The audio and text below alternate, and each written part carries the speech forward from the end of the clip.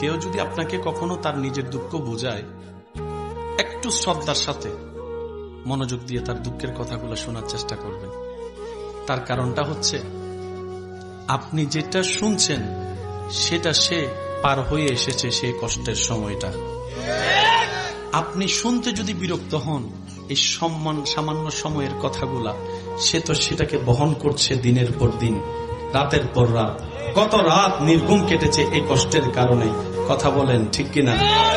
কেউ যদি আপনাকে দুঃখে কষ্টের কথা শোনাতে আসে, আপনি বলবেন, ইয়া রব, তোমার দরবারে লক্ষ কোটি শুকরিয়া যে অন্যজনের অন্তর হালকা করার জন্য তুমি আমাকে ব্যবস্থা করে দিয়েছো, আমাকে সুযোগ দান করেছো। সুবহানাল্লাহ।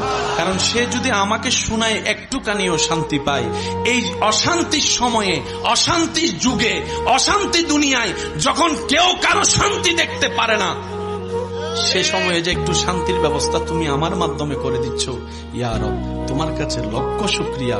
তুমি আমাকে তৌফিক দিও তার প্রত্যেকটা শব্দ যেন আমি মরণ পর্যন্ত আমানত হিসেবে রাখতে পারি।